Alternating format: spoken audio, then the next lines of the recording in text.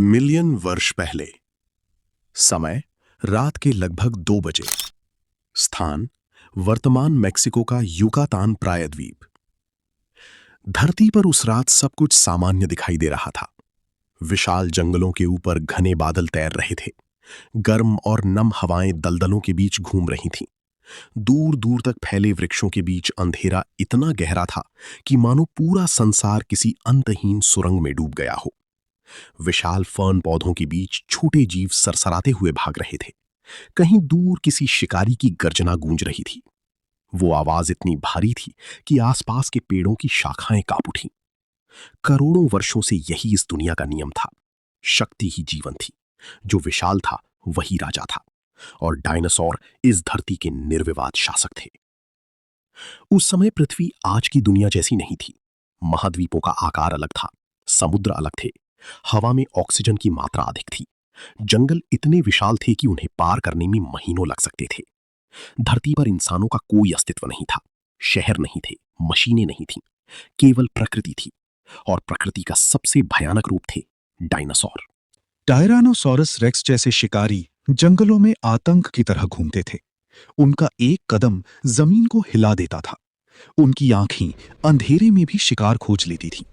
उनके जबड़े इतने शक्तिशाली थे कि एक ही काट में हड्डियां टूट जाती थीं। दूसरी ओर ब्राकियोसॉरस जैसे विशाल शाकाहारी जीव पेड़ों की ऊंचाई तक गर्दन उठाकर पत्तियां खाते थे। कुछ डायनासोर इतने बड़े थे कि अगर कोई इंसान उनके सामने खड़ा हो जाए तो वो चींटी से भी छोटा लगे। समुद्रों में मोसासॉरस जैसे राक्षसी जीव तैरते थे, जो किसी भी प्राणी को एक झटके में निगल सकते थे। आसमान में टेरोसॉर अपने विशाल पंख फैलाकर उड़ते थे। ऐसा लगता था मानो पूरी पृथ्वी इन्हीं जीवों के लिए बनी हो। लेकिन उसी समय अंतरिक्ष के अंधेरे में कुछ और भी चल रहा था। मंगल और बृहस्पति ग्रह के बीच मौजूद क्षुद्र ग्रह घेरे से एक विशाल चट्टानी पिंड लाखों वर्षों से भटकता हुआ धीरे धीरे पृथ्वी की ओर बढ़ रहा था। वो केवल एक पत्थर नहीं था, वो मौत का चलता हुआ पहाड़ था। उसका व्यास लगभग 10 किलोमीटर था। उसकी गति इतनी अधिक थी कि वो हर सेकंड कई किलोमीटर की दूरी तय कर रहा था। अंतरिक्ष की खामोशी में वो बिना आवाज के आगे बढ़ रहा था। उसे रोकने वाला कोई नहीं था। धरती पर किसी जीव को इस आने वाले विनाश का अंदाजा तक नहीं था। उस रात कई डायनासोर अपने बच्चों के साथ सो रहे थे। कुछ शिकारी अंधेरे में शिकार ढूंढ रहे थे। समुद्रों में जीव सामान्य तरीके से तैर रहे थे। लेकिन धीरे धीरे आसमान में एक चमक दिखाई देने लगी। पहले वो एक छोटे तारे जैसी लगी, फिर वो तेजी से बड़ी होने लगी। कुछ ही मिनटों में पूरा आसमान आग की रोशनी से भर गया। कई जीव डरकर भागने लगे। पक्षीनुमा डायनासोर अचानक झुंडों में उड़ने लगे। जंगलों में अफरा तफरी मच गई। लेकिन अब बहुत देर हो चुकी थी। फिर वो क्षण आया जिसने पृथ्वी के इतिहास को हमेशा के लिए बदल दिया। विशाल क्षुद्र ग्रह पृथ्वी से टकराया। टक्कर इतनी भीषण थी कि उसके सामने मानव इतिहास के सारे युद्ध, सारे विस्फोट और सारी तबाहियां कुछ भी नहीं थीं। जिस जगह वो टकराया वहां तापमान सूरज की सतह से भी अधिक हो गया। जमीन तुरंत पिघलने लगी। अरबों टन चट्टानें हवा में उड़ गईं। विस्फोट की ताकत इतनी अधिक थी कि पूरी पृथ्वी कांप उठी। हजारों किलोमीटर दूर तक भूकंप महसूस किए गए। समुद्रों में सैकड़ों मीटर ऊंची सुनामी लहरें उठीं जो महाद्वीपों से टकराने लगी। टक्कर के पहले कुछ मिनटों में ही करोड़ों जीव मर चुके थे। लेकिन असली विनाश अब शुरू हुआ था। विस्फोट के कारण वातावरण में धूल, राख और जहरीली गैसों का इतना विशाल बादल फैल गया कि सूरज की रोशनी धरती तक पहुंचनी बंद हो गई। पूरी दुनिया धीरे धीरे अंधेरे में डूबने लगी। दिन और रात का फर्क खत्म होने लगा। तापमान अचानक गिरने लगा। जंगलों के पेड़ सूखने लगे क्योंकि उन्हें प्रकाश नहीं मिल रहा था। पौधों के मरते ही शाकाहारी जीव भूखे मरने लगे, और जब शाकाहारी खत्म होने लगे तो शिकारी भी कमजोर पड़ गए। टायरानोसॉरस रेक्स जैसे भयानक जीव अब भोजन के लिए भटक रहे थे। उनकी ताकत धीरे धीरे खत्म हो रही थी। कई जगहों का डायनासोर एक दूसरे को खाने लगे।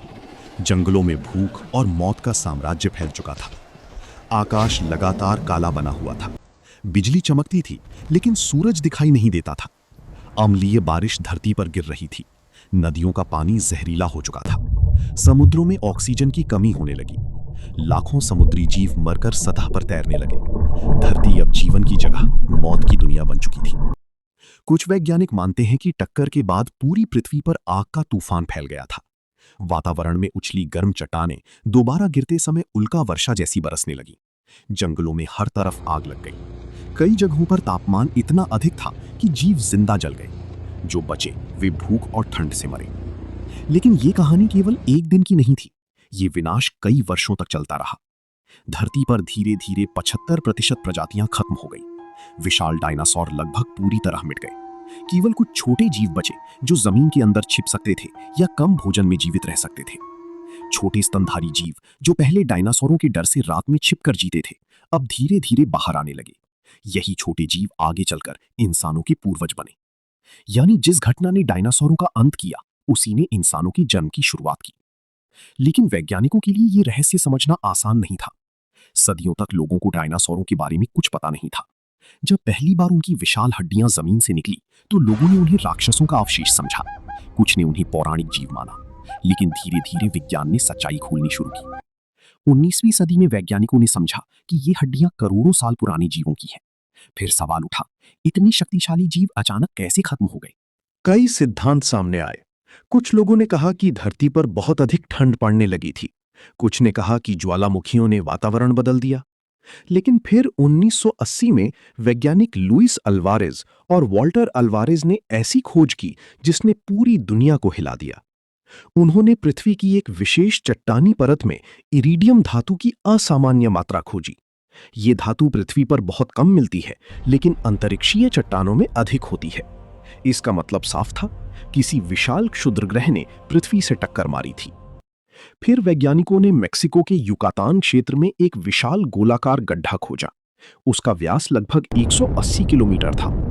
जब उसकी उम्र जांची गई तो वो ठीक 66 मिलियन वर्ष पुराना निकला, यानी वही समय जब डायनासोर खत्म हुए थे। ये अब केवल सिद्धांत नहीं था, ये पृथ्वी के इतिहास का सबसे भयावह सच बन चुका था। लेकिन कहानी का सबसे डरावना हिस्सा ये है कि ऐसा भविष्य में फिर हो सकता है।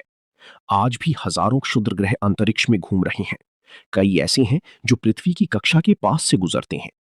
वैज्ञानिक लगातार उन्हें ट्रैक करते रहते हैं। नासा, यूरोपीय अंतरिक्ष एजेंसी और दुनिया की कई संस्थाएं इस खतरे पर काम कर रही हैं। 2022 में नासा ने डार्ट मिशन के जरिए पहली बार एक क्षुद्रग्रह से टक्कर मारकर उसकी दिशा बदलने का परीक्षण किया। ये मानव इतिहास का पहला प्लैनेटरी डिफेंस मिशन था, क्योंकि वैज्ञानिक जानते हैं कि अगर भविष्य में डायनासोरों जैसा कोई क्षुद्रग्रह पृथ्वी की ओर आया तो पूरी मानव सभ्यता खतरे में पड़ सकती है। लेकिन डायनासोरों का अंत केवल विज्ञान की कहानी नहीं है, ये घमंड की कहानी भी है। करोड़ों वर्षों तक वे धरती के सबसे शक्तिशाली जीव थे। उन्हें रोकने वाला कोई नहीं था। लेकिन प्रकृति के सामने उनकी ताकत भी बेकार साबित हुई। एक अंतरिक्षीय चट्टान ने पूरे साम्राज्य को मिटा दिया। आज जब वैज्ञानिक किसी संग्रहालय में डायनासोर का विशाल कंकाल देखते हैं तो वो केवल हड्डियों का ढांचा नहीं होता, वो एक खोई हुई दुनिया की आखिरी निशानी होती है।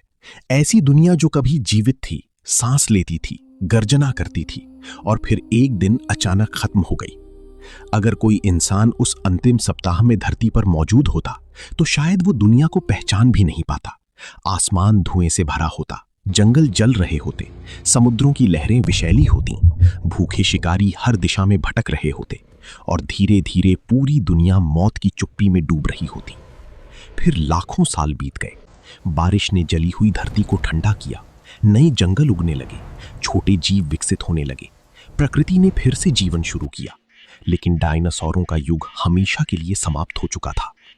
आज भी जब कोई पक्षी आसमान में उड़ता है तो वैज्ञानिक कहते हैं कि वो डायनासोरों का जीवित वंशज है, यानी उनका अंत पूरी तरह कभी नहीं हुआ। उनकी आखिरी परछाई आज भी हमारे चारों ओर मौजूद है। और शायद यही इस कहानी का सबसे रहस्यमयी सच है। धरती पर राज करने वाले वे दैत्य मर गए, लेकिन उनकी यादें अभी भी हवा में उड़ती हैं, हर जंगल की खामोशी में, हर चट्टान की परत में और हर उस पक्षी के पंखों में जो आज भी आसमान को चीर कर उड़ता है।